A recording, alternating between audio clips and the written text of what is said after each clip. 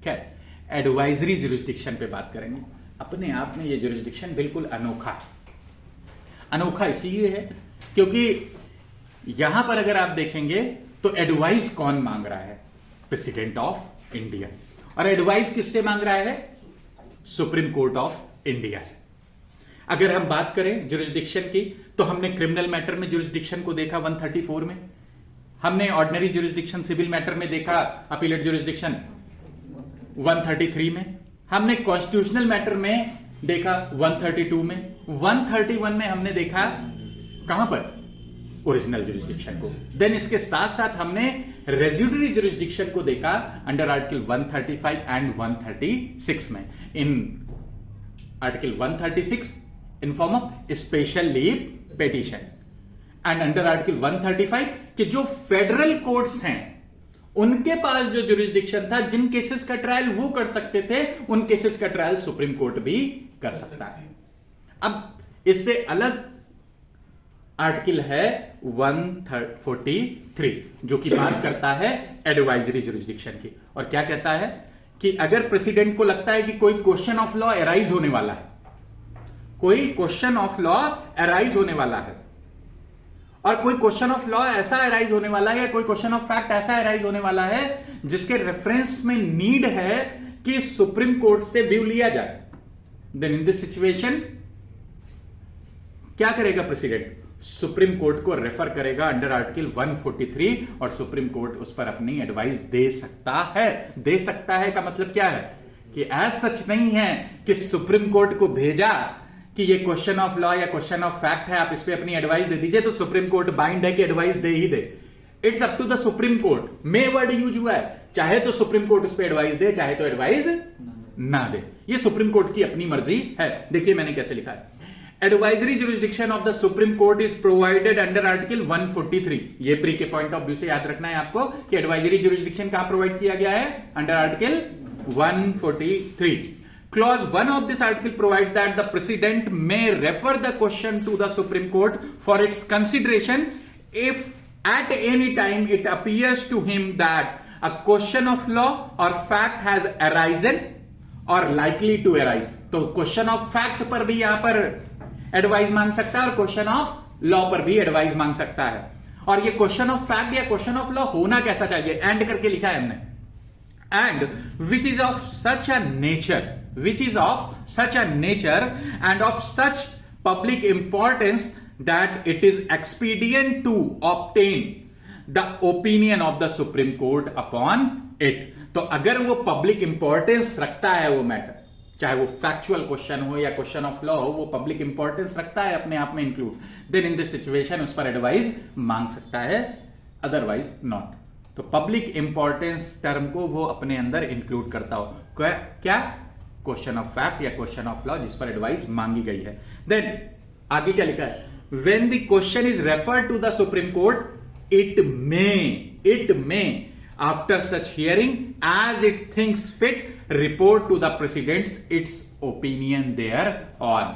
That means कि it is the discretion of the supreme Court कि जब इस तरह का क्वेश्चन रेफर किया जाए तो वो सुप्रीम कोर्ट है जो कि डिस्क्रिशन अपना यूज करेगा, चाहे तो advice they president of India को और चाहे तो एडवाइस ना दे। बाइंडिंग नहीं है कि उन्होंने एडवाइस मांगी तो सुप्रीम कोर्ट को देना ही पड़ेगा। 143 का क्लॉज 1 क्या कहता है कि अगर कोई क्वेश्चन ऑफ लॉ या क्वेश्चन ऑफ फैक्ट है जो कि पब्लिक इंपॉर्टेंस अपने आप में इंक्लूड करता है according to the opinion of the president, और प्रेसिडेंट ने उस पर एडवाइस मांगी है सुप्रीम कोर्ट से, तो सुप्रीम कोर्ट की मर्जी है, वो चाहे तो एडवाइस दे चाहे तो ना दे।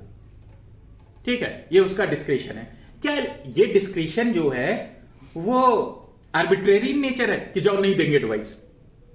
आर्बिट्रेरी नेचर है? नहीं, आर्बिट्रेरी नेचर नहीं है। जुडिशियल माइंड अप्लाई करना चाहिए। क्वेश्चन वैल्यू इन नेचर है, पॉलिटिकल नेचर का है, तो ओपिनियन नहीं देना चाहिए।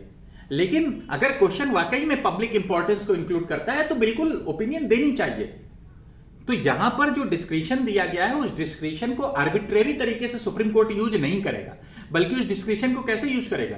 उस डिस्क्रिशन को जुडिशियल माइंड अप्लाई करते हुए यूज करेगा। आगे हमने लिखा है कि whether the supreme court is bound to give its opinion और नॉट, और इस चीज को आइडेंटिफाई भी वहां पर किया है। देखिए, the use of word may in clause first of article 143 indicates that the Supreme Court is not bound to express its opinion on the question referred to it by the President of India. तो जो clause 1 में मे word use हुआ है वो इस चीज को represent करता है कि सुप्रीम कोर्ट चाहे तो ओपिनियन प्रोवाइड करे और चाहे तो ओपिनियन अपना प्रोवाइड ना करे, चाहे तो एडवाइस दे चाहे तो एडवाइस ना दे। It depend upon the discretion of the supreme Court. As such नहीं है कि ये बाइंडिंग है कि अगर ओपिनियन मांग लिया गया तो सुप्रीम कोर्ट को ओपिनियन देना ही पड़ेगा। देन एक केस रेफर किया हमने, एनरी केरला एजुकेशन बिल का। इस केस में सुप्रीम कोर्ट ने क्या कहा? The supreme court has held that this court has discretion in the matter and in proper case and for good reason to refuse to express any opinion on the question submitted to it।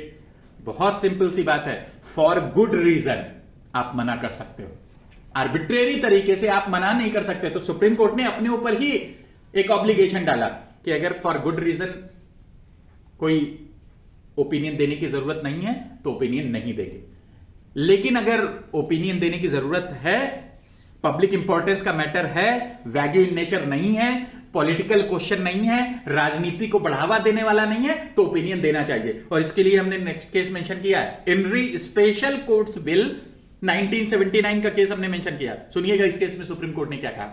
The supreme court has held that if the question refer to it are not vague and of a not a political nature, the court is under duty to give its advisory opinion। Wagyu nature का नहीं है, political question नहीं है, तो ये court के लिए obligatory है कि वो अपनी ओपिनियन प्रोवाइड करे।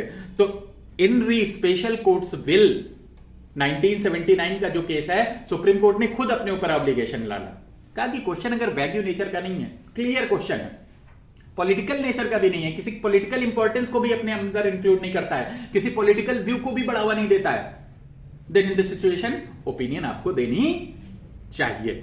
Then the supreme court suggested that the reference should not be vague and general but must be made on specific question, otherwise the court would not be bound to answer. General nature का question है, public importance को include नहीं करता है, wagyu nature का question है, क्यों answer करें? बिल्कुल नहीं करेंगे। जनरल नेचर का क्वेश्चन है, दैट मींस कि उस पर कोई भी क्वेश्चन एराइज ही नहीं होता है। बहुत सिंपल सी बात है, कोई भी उसे समझ सकता है, कोई क्रिटिकलिटी नहीं है। भाई कोई क्रिटिकल सिचुएशन हो कि इसको लेकर के कोई बड़ी बात एराइज हो सकती है, तब तो ठीक है आप ओपिनियन मानेंगे। अगर क्रिटिकल इन नेचर नहीं है, जटिलता नहीं है उसमें, उसका सीधा सीधा इंटरप्रिटेशन निकल रहा है, देन क्वेश्चन ऑफ लॉ कैसे? अगर एक ही इंटरप्रिटेशन निकल रहा है तो क्वेश्चन ऑफ लॉ कैसे? तो जनरल नेचर का क्वेश्चन है तो आप उसको नहीं पूछेंगे, अगर आप पूछेंगे भी तो हम उसका आंसर नहीं करेंगे। इनरी स्पेशल कोर्ट्स बिल के केस में सुप्रीम कोर्ट ने क्लियरली मेंशन किया। देन इसके बाद एक केस और मेंशन किया है, doctor M Ismail Faruqui versus union of India 1994 का। The supreme court has made it clear that it can decline to answer the question referred to it under article 143 clause 1। Thus, the court may refuse in a proper case and for good reasons. Examples: it is incapable of being answered, question is hypothetical or speculative, or it is too vague or of political nature. Hypothetical questions का answer देने के लिए supreme court bound नहीं है, political question का answer करने के लिए सुप्रीम कोर्ट बाउंड नहीं है, वैल्यू क्वेश्चंस जो हैं उनका आंसर करने के लिए बाउंड नहीं है। दैट मींस कि on the name of article 143 political move को सेटिस्फाई नहीं करने के लिए सुप्रीम कोर्ट बाउंड है। सुप्रीम कोर्ट आंसर करेगा तो ऐसे क्वेश्चन ऑफ लॉ या क्वेश्चन ऑफ फैक्ट का आंसर करेगा जो क्वेश्चन अपने आप में पब्लिक इंपॉर्टेंस को इंक्लूड करता है, ना कि पॉलिटिकल व्यू को इंक्लूड करता है। ठीक है, समझ पा रहे हैं? क्लियर है? कोई कंफ्यूजन तो नहीं? देन ये तो रहा क्लॉज 1 की बात। अब अगर क्लॉज 2 देखें तो क्लॉज 2 है ट्रीटी, एग्रीमेंट या कोविनेंट के रेफरेंस में। अब मान लीजिए कोई भी ट्रीटी जो कि कॉन्स्टिट्यूशन से पहले की है, कोई भी एग्रीमेंट या कोई भी कोविनेंट जो कि कॉन्स्टिट्यूशन से पहले का है, जिसको लेकर के कोई डिस्प्यूट अराइज हो गया, जिसके किसी प्रोविजन को लेकर के डिस्प्यूट अराइज हो गया और उस पर प्रेसिडेंट ओपिनियन चाहता है, तो क्यों नहीं देंगे? यहां पर कौन सा पॉलिटिकल व्यू? भाई बहुत पहले से ट्रीटी चली आ रही है, ठीक है, तो इसमें ऑब्लिगेटरी बताया गया कि अगर इस रेफरेंस में कोई क्वेश्चन पूछा है तो आपको आंसर करना पड़ेगा, आपको अपनी ओपिनियन देनी होगी। यहां पर सुप्रीम कोर्ट को डिस्क्रिप्शन नहीं दिया गया क्लॉज 2 में। देखिए, clause 2 of article 143 provide that the president may refer to the supreme Court for its opinion any dispute arising out of any treaty, agreement, covenant, engagement, sanad or other similar instrument which having been into or executed before the commencement of the constitution continues in operation after such commencement. If such dispute is referred to the Supreme Court, the court is bound to report to the president its opinion thereon. तो clause 2 कहता है कि अगर कोई treaty है, कोई भी सनद है, कोई भी डॉक्यूमेंट है जो कि before the commencement of the constitution बना था और आज की डेट में भी एप्लीकेबल है, तो क्या है, तो उसके प्रोविजन को लेकर के अगर कोई व्यू मांगा गया, कोई ओपिनियन मांगी गई सुप्रीम कोर्ट से अंडर आर्टिकल 143, तो सुप्रीम कोर्ट बाउंड है वहां पर उसको अपनी ओपिनियन देनी हो। अब क्वेश्चन ये राइज होता है कि जब किसी भी क्वेश्चन ऑफ लॉ पे भी ओपिनियन मांगी जाएगी ना, क्वेश्चन ऑफ फैक्ट पे भी मांग सकते हैं, क्वेश्चन ऑफ लॉ पे भी मांग सकते हैं। अब क्वेश्चन ऑफ लॉ पे अगर उसने कोई ओपिनियन दी है तो क्या वो ओपिनियन आगे किसी भी केस में सुप्रीम कोर्ट पर इटसेल्फ बाउंड होगी, या फिर जो अदर हाई कोर्ट्स हैं भारत के या सबऑर्डिनेट कोर्ट्स हैं उन पर वो ओपिनियन बाउंड होगी या नहीं, ये क्वेश्चन राइज होता है। तो इसका रिप्लाई भी सुप्रीम कोर्ट ने इनरी केरला एजुकेशन बिल के केस में किया।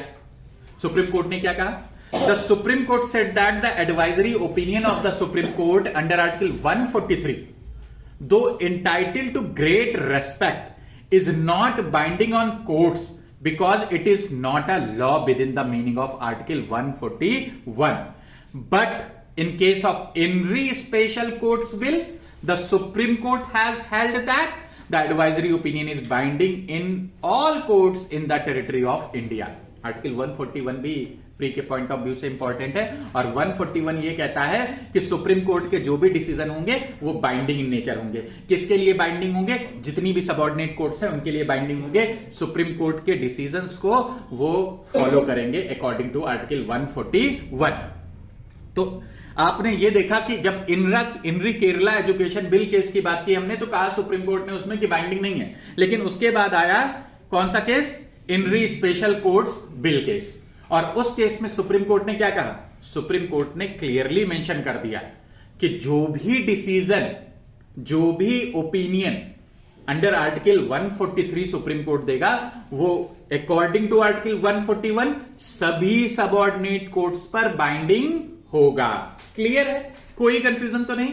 अब अगर बात करें तो आज तक कौन कौन से रेफरेंसेस मेक किए गए हैं, इस पर लेकर के भी प्री में एक बार क्वेश्चन आया था कि इन केसेस को आप एक तरीके से क्रॉनिकल ऑर्डर में लगाइए। तो क्रॉनिकल ऑर्डर में केसेस मेंशन कर दिए गए हैं कि दिल्ली लॉज एक्ट को लेकर के रेफरेंस मांगा गया, इनरी केरला एजुकेशन बिल को लेकर के रेफरेंस मांगा गया, उसके बाद 1958 में, देन बेरूबारी केस में रेफरेंस मांगा गया 1960 में, सी कस्टम एक्ट को लेकर के रेफरेंस मांगा गया 1963 में, स्पेशल कोर्ट्स बिल को लेकर के रेफरेंस मांगा गया 1979 में, प्रेसिडेंशियल बिल को लेकर के इनरी प्रेसिडेंशियल बिल केस है जिसको लेकर के रेफरेंस मांगा गया 1974 में, देन इसके बाद कावेरी वाटर डिस्प्यूट ट्रिब्यूनल को लेकर के रेफरेंस मांगा गया 1992 में, स्पेशल रेफरेंस नंबर 1 ऑफ 1993 इसमें रेफरेंस मांगा गया 1999 में, देन स्पेशल रेफरेंस मांगा गया 1998 में इसके बाद, और स्पेशल रेफरेंस नंबर 1 मांगा गया 2002 में।